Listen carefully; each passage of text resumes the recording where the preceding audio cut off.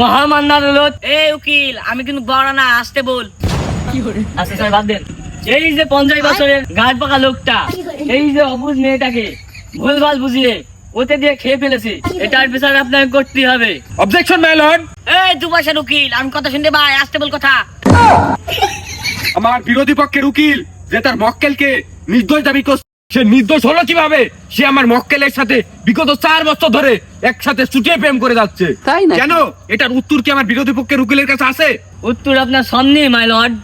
আপনি দেখুন তাকে, সুন্দর ফুলের মতন চেহারা, অবুঝ 50 বছরের পাকা বুড়ো কি করে তার সাথে প্রেম করে? আপনি বিবেচনা করেন মাই লর্ড। মাই লর্ড, প্রেম যদি নাই করে তাহলে এই যে অবুঝ বালিকা এই স্যারের ভিডিও কিভাবে ভাইরাল হয়? बात तो सही है। মাই লর্ড, এখানেই তো শেষ নয়। এই যে আপনি যাকে অবুঝ বলছেন সে তো আসলে অবুঝ নয় মাই লর্ড। এই যে অবুঝ মাদারি আমার এই মক্কেলের কাছে তার পেটে সন্তান বলে সে ব্ল্যাকমেল করে এই স্যারকে 40 লাখ টাকা দাবি করছে মাই লর্ড।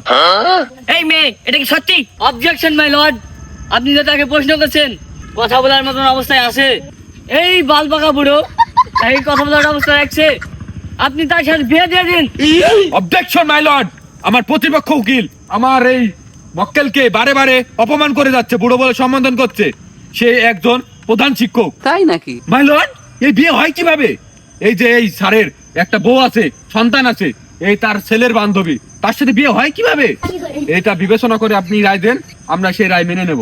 এই মেয়ে, তুমি তার সাথে কয়দিন কথা বলছো? 4 বছর। চুপ করো মেয়ে, তোমরা বিগত 4 বছর ধরে সম্পর্কে আছো, প্রতিনিয়ত তোমরা ভিডিও কলে কথা বলো।